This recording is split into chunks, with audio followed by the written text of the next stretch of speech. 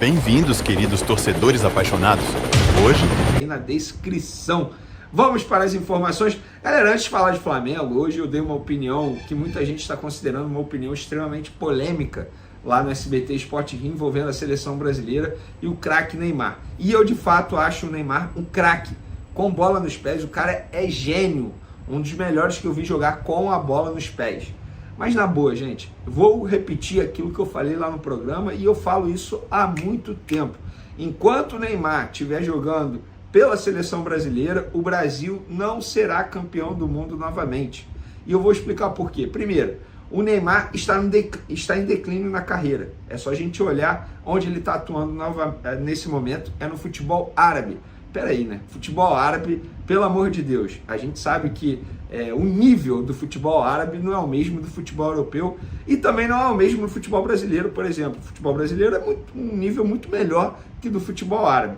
Outro, parte física, o Neymar também está em declínio na parte física. E quando eu digo parte física, gente, não é esteticamente falando. O Neymar pode tirar a camisa agora, como ele gosta de fazer muquezinho, mostrar o abdômen, a barriga trincada, ele gosta de fazer isso. Mas se a gente for olhar arranque, explosão, dentro do jogo, fisicamente, ele não aguenta mais. E quando o Neymar está em campo, ele individualmente atrapalha outros jogadores. É só a gente ver a atuação do Vinícius Júnior contra a Venezuela, gente. O Vinícius Júnior não é o mesmo quando o Neymar está em campo. Ele a todo momento procura o Neymar em campo. E não é só o Vinícius Júnior, não. O Rodrigo, ou Rodrigo também é assim. Então, eu acho que o Neymar hoje atrapalha muito mais que ajuda. Vocês podem falar o que vocês quiserem, me xingar. Eu sei que os Neymaretes odeiam quando eu falo isso, mas essa é a verdade. E eu tenho acertado as minhas opiniões sobre o Neymar. Eu sempre falei, o Neymar nunca vai ser eleito o melhor em campo, o melhor do mundo. Por quê? O critério para ser eleito o melhor do mundo não é só dentro de campo, fora de campo. Ele nunca foi um atleta excepcional. É só a gente reparar as polêmicas com ele. Então, repito, pessoal, enquanto o Neymar estiver jogando pela seleção brasileira, o Brasil não será campeão do mundo. Ou vocês acham que o Neymar vai estar jogando em alto nível na próxima Copa do Mundo? É claro que não.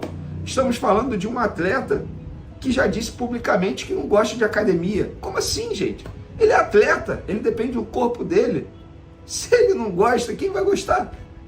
Então, assim, é a minha opinião, não sei se vocês têm a mesma opinião, vocês podem comentar aí o que vocês quiserem, isso aqui é uma democracia. Mas falando de Flamengo, o Flamengo divulgou nas redes sociais aí o dia e a hora da apresentação oficial do técnico Tite como treinador do Flamengo aos jornalistas. Na próxima terça-feira, tá? Às 13 horas, o famoso 1h da tarde, lá no Ninho do Urubu. Não foi antes, porque segundo relataram, inclusive acho que foi até a jornalista Raíssa Simplício que noticiou isso, o Rodolfo Landim, presidente do Flamengo, saiu de férias e por isso não aconteceu a entrevista coletiva do técnico Tite. Engraçado, quando eu falei que o Landim ia sair de férias, o próprio Landim desmentiu, mas logo depois ele saiu de férias. Mas enfim, deve ser mentira então.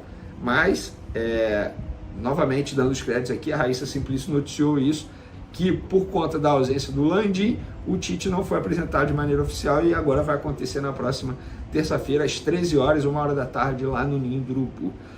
Falando sobre o Pulgar agora, o Pulgar ele foi titular na vitória do Chile sobre o Peru, mas ele recebeu o cartão amarelo, ele estava pendurado e com isso não vai poder jogar pela 4ª rodada das eliminatórias da Copa do Mundo no dia 17 contra a Venezuela, ou seja, na próxima terça-feira.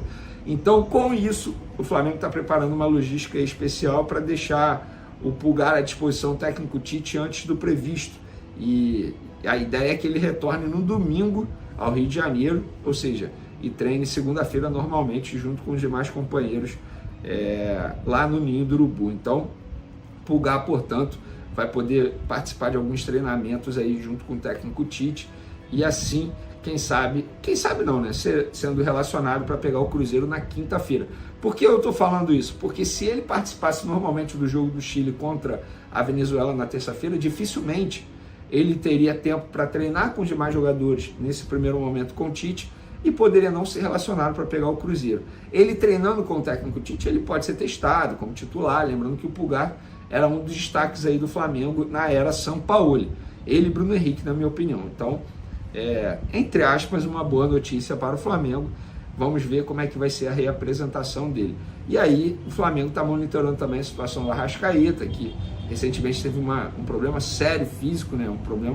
Uma lesão grave na coxa, e ele está servindo a seleção uruguaia. Vamos ver, o Flamengo está monitorando a situação dele também. Vamos para o assunto mais importante do vídeo, é a polêmica envolvendo Flamengo e Conmebol nos bastidores.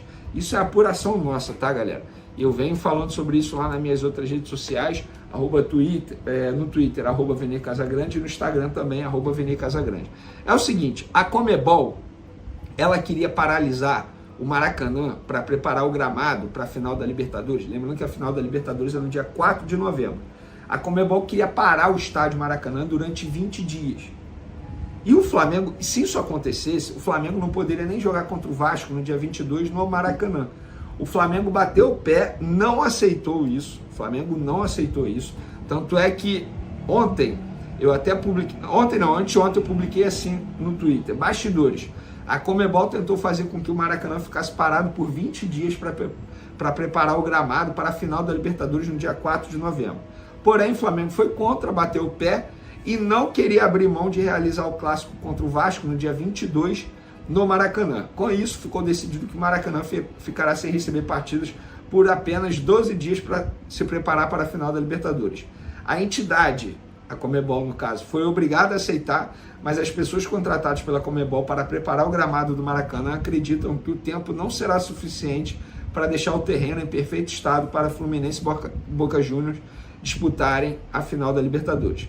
A Conmebol não gostou da postura do Flamengo, a entidade entende que o Fla poderia ser mais flexível.